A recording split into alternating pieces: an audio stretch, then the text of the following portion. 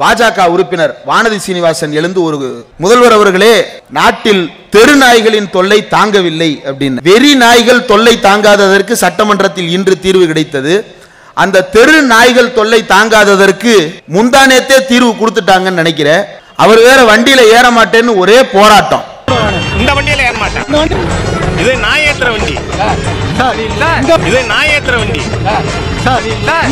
ஒரே போராட்டம். சரியா அவங்களுக்கு தெரியுது அந்த வண்டி என்ன வண்டி, அந்த வண்டி என்ன வண்டின்றதை விட நம்ம யாருன்றது நமக்கு தெரிஞ்சிருக்குல்ல. நீங்க பாத்தீங்கன்னா ஏத்தும் போது ஏறாது, ஒரே துள்ள துடிக்க கழுத்துல கம்பியை போட்டு தான் ஏத்திட்டு போகணும். அப்ப அதுக்கு தெரியும், அவர்களுக்கு தெரிஞ்சிருக்கு அவங்க எங்க இருக்கிறாங்க அப்படின்றதெல்லாம். இப்படி சட்டப்பேரவை கூட்டத்தொடர் நடைபெற்று கொண்டிருக்கிறது. அதோ டீ கடை வச்சிருக்கிறார் அண்ணன், டீ சாப்பிட்டீங்களா? இங்க இருப்பவர்கள் எத்தனை பேர் டாக்ஸ் கட்டுறீங்க? இன்கம் டாக்ஸ் யாராவது கட்டுறீங்களா? இன்கம் டாக்ஸ் தவிர வேற ஏதாவது டாக்ஸ் கட்டுறவங்க இருக்கீங்களா? கார்பரேட் டாக்ஸ் கட்ட வாய்ப்பு இல்லை, ஏன்னா நம்ம யாரும் கார்பரேட் கம்பெனி நடத்த முடியாது. ஆனால் இந்தியாவில் அதிகமாக சம்பாதிப்பது யார்? ஒரு சின்ன குழந்தை கூட சொல்லும் அதானி அம்பானின்னு, இல்லையா? அப்ப அவன் தானே இந்தியாவிலேயே அதிக வரி கட்டுபவனா இருக்கணும்? இல்ல, இந்தியாவில் அதிகமாக வரி கட்டுபவர்கள் யார் என்றால், டீ தூள் வாங்குவதற்கும், பிஸ்கட் பாக்கெட் வாங்குவதற்கும், பால் பாக்கெட் வாங்குவதற்கும், அரிசி வாங்குவதற்கும், தயிர் பாக்கெட் வாங்குவதற்கும், செர்லாக்கு வாங்குவதற்கும், இதை ஊற்றி குடிப்பதற்கு கிளாஸ் வாங்குவதற்கும் 5% தொடங்கி 28% வரைக்கும் வரி கட்டி கொண்டிருக்கக்கூடிய நாம் தான் இந்தியாவிற்கு 60% வரி கட்டும் நபர்கள். நாள் வருமானம் 100 ரூபாய் இல்லாத ஒருவர் ஒரு நாளைக்கு குறைந்தபட்சம் 3 ரூபாய் ஏதாவது ஒரு வடிவத்தில் வரி கட்டி கொண்டேதான் இருக்கிறார். ஆனால் அதானிக்கு 30% இருந்த வரி 22% குறைத்து வழங்கப்படுகிறது. இதை எதிர்த்துத்தான் தமிழ்நாடு இன்றைக்கு கேள்வி கேட்டுக் கொண்டிருக்கிறது.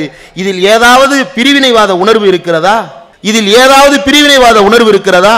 என்னை இந்தியனாக மதித்திருந்தால், என்னையும் உத்தரப்பிரதேசத்தில் இருக்கக்கூடிய இந்தியனை போலவே இந்தியனாக நீ மதித்திருந்தால், என்னை சமமான குடிமகனாக நீ மதித்திருந்தால், எனக்கு நீ என்ன கொடுத்திருக்க வேண்டும்? அந்த உத்தரப்பிரதேசத்தில் இருக்கக்கூடிய ஒரு தலைக்கு என்ன கொடுக்குறோ அதை என் தலைக்கும் கொடுத்திருக்கணும்ல, கொடுக்கல. உத்தரப்பிரதேசத்திற்கு கொடுக்கப்படுகின்ற நிதிக்கும் தமிழ்நாட்டிற்கு கொடுக்கப்படுகின்ற நிதிக்கும் இருக்கக்கூடிய வித்தியாசத்தை விடுங்க. தமிழ்நாடு சம்பாத்தியம் இதோ ஈரோடு மாவட்டம், ஈரோடு மாவட்டத்தில் தனிநபர் வருமானம்னு சொல்லுவாங்க, பெர் கேபிட்டா இன்கம்னு பேரு. அது எது கணக்கு பண்ணுவாங்கன்னா, அந்த மாவட்டத்தில் இருக்கக்கூடிய மொத்த வகையான வருமானங்களையும் கணக்கு பண்ணி சராசரியா ஒரு தனிநபர் சம்பாதிப்பது எவ்வளவு அப்படின்னு கணக்கிடுவாங்க. அப்படி தனிநபர் வருமானம் ஈரோட்டுக்கு எவ்வளவு தெரியுமா? 2,65,504 ரூபாய். தமிழ்நாட்டுக்கு எவ்வளவு தெரியுமா? 2,77,000 ரூபாய். உத்தரப்பிரதேசத்துக்கு எவ்வளவு தெரியுமா? 84,000 ரூபாய். ஈரோட்டு வருமானம் எவ்வளவு? 2,65,000 ரூபாய். உத்தரப்பிரதேச வருமானம் எவ்வளவு? 84,000 ரூபாய்.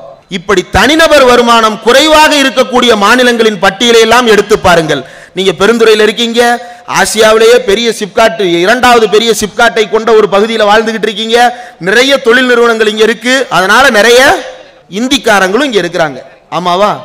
அந்த இந்திக்காரங்கள் எல்லாம் எங்கிருந்து வருகிறார்கள் என்று எடுத்து பாருங்கள். உத்தரப்பிரதேசத்துல இருந்து வருவாங்க, பீகார்ல இருந்து வருவாங்க, ஜார்க்கண்ட்ல இருந்து வருவாங்க, வெஸ்ட் பெங்கால்ல இருந்து வருவாங்க. ஏன் இந்த 4 மாநிலத்திலிருந்து ஈரோட்டுக்கு வர்றாங்க தெரியுமா?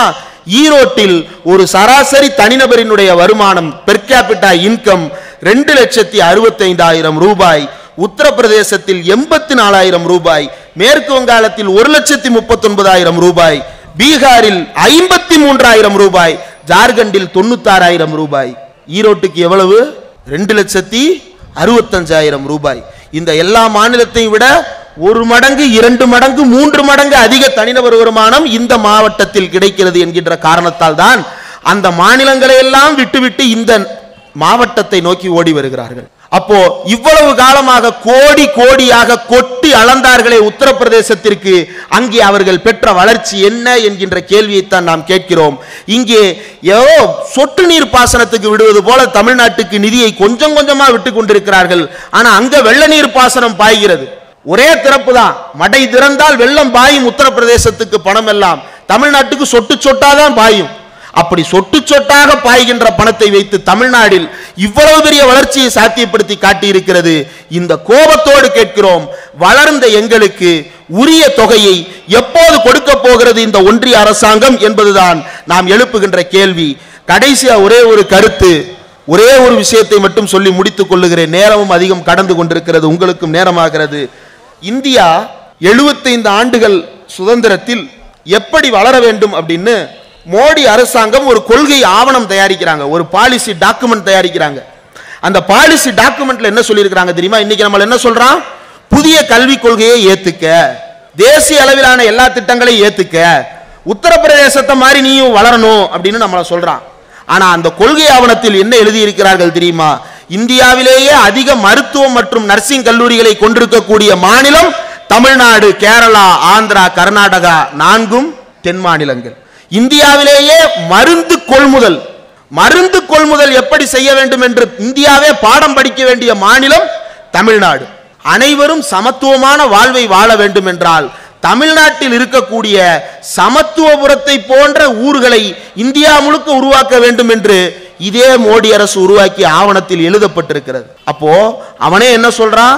இந்தியா முழுக்க மருத்துவ கல்லூரிகள் பத்தல, இந்தியா முழுக்க மருத்துவ கல்லூரிகள் பத்தலனா என்ன செய்யணும்? இந்தியா முழுக்க மருத்துவ கல்லூரிகளை திறக்கணும். மாறா என்ன தெரியுமா சொல்றான்?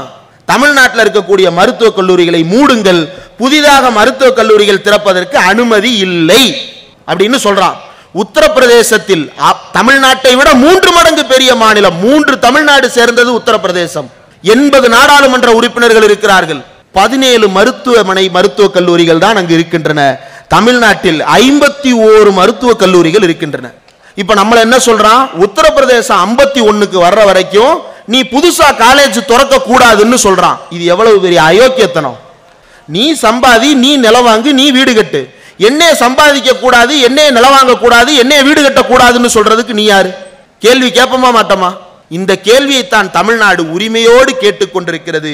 இந்த உரிமை குரலைத்தான் ஸ்டாலின் குரலாக இந்தியா மதித்து வருகிற மார்ச் 22ஆம் தேதி நம்முடைய முதலமைச்சர் அழைத்த அழைப்பை ஏற்று 20க்கும் மேற்பட்ட கட்சியின் தலைவர்கள் வருவதாக சம்மதம் தெரிவித்திருக்கிறார்கள். அந்த தலைவர்கள் எல்லாம் தமிழ்நாட்டு முதலமைச்சர் திமுகவின் தலைவர் முத்துவேல் கருணாநிதி ஸ்டாலின் அவர்களுடைய தலைமையை ஏற்றுக்கொண்டு தமிழ்நாட்டுக்கு வருகிறார்கள். எப்படியாவது செங்கல்லை காட்டியதற்கும் ஒரே ஒரு சொல் சனாதனம் ஒழிக என்று சொன்னதற்கும் அவர்களை எப்படியாவது அரசியலில் இருந்து அப்புறப்படுத்த வேண்டும் என்று துடித்தார்கள். ஆனால் அப்பாவும் மகனுமாக அரசியலில் இருந்து அப்புறப்படுவதாக இல்லை, தேசிய அரசியலை நோக்கி புறப்படுவதாக மாறி இருக்கிறார்கள். இந்தியா முழுவதும் இருக்கக்கூடிய கட்சி தலைவர்களை முத்துவேல் கருணாநிதி ஸ்டாலின் அவர்களும் உதயநிதி ஸ்டாலின் அவர்களும் ஒருங்கிணைத்துக் கொண்டிருக்கிறார்கள். இந்த செய்திகளை எல்லாம் உங்கள் மத்தியில் பேசுவதற்காகத்தான் இந்த கூட்டம் ஏற்பாடு செய்யப்பட்டிருக்கிறது. இந்தி திணிப்பை என்றும் எதிர்ப்போம், அண்ணா வழியில் அயராது உழைப்போம், வறுமையை தவிர்த்து வன்முறை தவிர்த்து வறுமையை வெல்வோம், மத்தியில் கூட்டாட்சி மாநிலத்தில் சுயாட்சி என்கின்ற அடிப்படையான 5 முழக்கங்களையும் நாம் மறவாமல் தொடர்ந்து மக்கள் மத்தியில் கொண்டு போய் சேர்க்க வேண்டும். இப்படி ஒன்றிய அரசாங்கத்தின் பல்வேறு திட்டங்களுக்கு எதிராக நடக்கின்ற இந்த கண்டன பொதுக்கூட்டத்தை மிகச் சிறப்பாக ஒருங்கிணைத்து மிகச் சிறப்பாக உரையாற்றிய மாண்புமிகு முன்னாள் சட்டப்பேரவை உறுப்பினர் முன்னாள் அமைச்சர் ஈரோடு மத்திய மாவட்ட பொறுப்பாளர் தோப்பு ND வெங்கடாசலம் அவர்கள், அவருக்கு எப்படியாவது எண்டு கார்டு போட்டுவிட வேண்டும் என்று 2021 முயற்சி செய்தார்கள். அவர் எண்டு கார்டு போட நினைத்தவர்களுக்கெல்லாம் எண்டு கார்டு நான் போடுகிறேன் உனக்கு என்று இந்த மாவட்டத்திற்கு பொறுப்பாளராக வந்து உட்கார்ந்திருக்கிறார். அதே போல இன்றைக்கு புதிதாக ஒரு நடிகர் வந்திருக்கிறார். இந்த புதிதாக வந்த ஒரு நடிகர் ஒருவர் தமிழ்நாட்டுக்கே வழிகாட்ட போவதாக துடியாய் துடித்துக் கொண்டிருக்கிறார். பாவம், அவருக்கு அரசியலின் பாலபாடம் என்னவென்றே தெரியவில்லை. ஒன்றிய அரசாங்கத்தை எதிர்க்காமல் எதிர்க்கட்சி அரசியல் என்றால் என்னவென்றே தெரியாமல் அவருடைய அனுபவம் என்ன? எம்ஜிஆர் காலத்திலிருந்து கட்சியில் இருப்பவர் இல்லையா? என்ன சொன்னாரு? சாப்பிடுங்க, மண்டபத்து வாசல்லே தான் நான் உட்கார்ந்துருப்பேன், சாப்பாடு எப்படி இருக்குன்னு என்கிட்ட சொல்லிட்டு போங்க, நீங்க எல்லாரும் சாப்பிட்டு போற வரைக்கும் அங்க வாசல்லே நான் உட்கார்ந்துருப்பேன்னு சொன்னார். 60 வயது அவருக்கு. அவருடைய அனுபவம் உன்னுடைய திரைப்பட அனுபவத்தை விட அதிகம் இந்த அரசியலில். அவர் இந்த களத்தில் உட்கார வேண்டிய தேவை என்ன?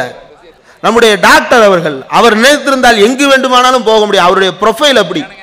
48 60ன்னு சொன்னேன் சார்,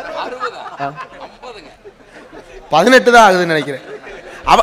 ஏன்னா அவருடைய உற்சாகம் அப்படி இருக்கிறது. 1 மணி நேரம் பேசுறாரு. இப்போ ஒரு 15 நிமிஷத்துக்கு மேல பேசினாலே வேர்க்க ஆரம்பிச்சிருது. நீங்க எல்லாம் சாப்பிட போகணும், உங்களை எப்படி கண்ட்ரோல் பண்ணி உட்கார வைக்கிறதுன்னு தெரியாது. ஆனா 1 மணி நேரம் உங்களை எல்லாம் கட்டி போட்டு உட்கார வைத்திருந்தார் இல்லையா? அதுதான் அவருடைய அரசியல் அனுபவம். ஆனால் இன்னும் பேச சொன்னா அவர் பேச முடியும். உன்னால ஒரு துண்டு பேப்பர் இல்லாம கலாய்க்க கூட முடியல. அது இப்ப என்ன சொல்றது அப்படின்னு மறுபடியும் பேப்பருக்கு போகுது கண்ணு. துண்டு பேப்பர் வச்சிருக்கிற பிரச்சனை ஒருத்தனை திட்டுறதுக்கு கூட துண்டு பேப்பரை பாப்ப நீ. இதில் நீதான் புதிய அரசியலை பாய்ச்சுவதற்காக அப்படின்ட்டு. இந்த புதிய அரசியலை எப்படி பாய்ச்ச போகிறார் அப்படின்னு எடுத்து பார்த்தோம்னா இளைஞர்களை வைத்து பாய்ச்ச போகிறார். சரி, உன் கட்சியில இளைஞர்கள் யாருன்னா ஒரு பட்டிமன்ற பேச்சாளரை கூப்பிட்டு கொள்கை பரப்பு செயலாளர் போஸ்டிங், மாவட்ட செயலாளர். இப்ப திமுக எத்தனை மாவட்டம் சார்? மொத்தம் 74. 70க்கும் மேற்பட்ட மாவட்டங்கள் இருக்கு. 70க்கும் மேற்பட்ட மாவட்டங்களுக்கும் செயலாளர்கள் இருக்கிறாங்க.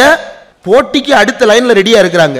2-3 பேர் ரெடியா இருக்கிறாங்க ஒவ்வொரு மாவட்டத்திலையும். அப்படி இருக்கு.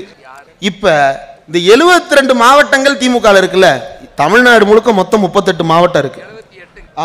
38 மாவட்டம் அட்மினிஸ்ட்ரேட்டிவா இருக்கு. அந்த 38 மாவட்டத்துக்கு செயலாளர் போட ஆள் இல்லாமல் வீட்டுக்குள்ளேயே ஆள் தேடுறாரு. தன்னோட ட்விட்டர் அக்கௌண்ட் ஹேண்டில் பண்ணிட்டு இருந்த அட்மினுக்கு ஒரு மாவட்ட செயலாளர் பதவி. டிரைவர் என்ன பண்றாரு, பையன் என்ன பண்றான், சின்ன பையன் தான், இப்பதான் படிச்சு முடிச்சிருக்கிறான், சரி அவருக்கு ஒரு மாவட்ட செயலாளர் பதவி. அதாவது டிரைவர் பையனுக்கு மாவட்ட செயலாளர் பதவி போடக்கூடாதுன்னு இல்லை, டிரைவர் பையனுடைய உழைத்த உழைப்புக்கு மரியாதை கொடுத்து போட்டா பரவாயில்ல. உன் வீட்டில் உனக்கு கை கிடக்கமா ஒரு ஆள் கிடைச்சிருக்காங்கன்றதுக்காக போடுற இல்லையா, அது அவருக்கு செய்கின்ற மரியாதை கிடையாது, அது அவருக்கு செய்கின்ற அவமரியாதை. நகர செயலாளர் போஸ்டிங்க்கு 15 லட்சம் வாங்குறாங்க. நகர செயலாளர் போஸ்டிங் இன்னும் கட்சி ஆரம்பிக்கல. கொடிக்கம்பம் நடுறதுக்கு கொடிக்கம்பம் எத்தனை அடிக்கு நடுவது, கொடி சைஸ் எண்ணத்துல வைக்கிறதுன்றது எதுவுமே தெரியாது. நகர செயலாளருக்கு 15. அப்ப மாவட்ட செயலாளருக்கு, அப்ப மாநில தலைவருக்கு அவங்க கொடுத்துருவாங்க. அப்படி அமுக்கி கூட்டிட்டு போனாங்களே நெய்வேலியில காரில் வச்சு, அப்ப என்ன கொடுத்தாங்கன்னு தெரியல. இப்ப அதெல்லாம் வெளியே வருது போல, ஒன்னொன்றாக வெளியே வந்து கொண்டிருக்கிறது. இந்த ஆட்டம் எவ்வளவு நாள் என்று பார்ப்போம். அண்ணா சொன்ன ஒரே ஒரு கருத்து, அதை சொல்லி முடித்துக் கொள்ளுகிறேன். தமிழனுக்கு என்று தனி குணம் ஒன்று இருக்கிறது. அது என்ன சொன்னார் தெரியுமா? தமிழனுக்கு 2 தான் தெரியும், ஒன்று தோழமை, இன்னொன்று பகைமை.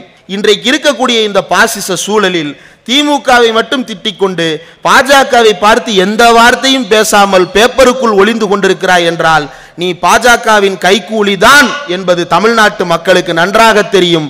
தமிழனுக்கு பகைவன் யார் என்பதை தனியாக நாம் சொல்லிக் கொடுக்க வேண்டிய அவசியம் இல்லை. அப்படி தமிழனுக்கு தெரிந்த காரணத்தால் தான் 1967ஆம் ஆண்டு போட்ட பூட்டை இப்போது வரைக்கும் ஒரு இன்ச்சு அசைக்க முடியாமல் ஹேர்பினை விட்டு பார்க்கிறான், டூப்ளிகேட் சாவி போட்டு பார்க்கிறான், என்னென்னமோ விட்டு பார்க்கிறான். 67ல் தமிழ்நாடு போட்ட பூட்டு திறப்பதாக இல்லை. அந்த பூட்டை திறப்பதற்கு இந்த கோமாளிகளை இறக்கிவிட்டு பார்க்கிறார்கள்.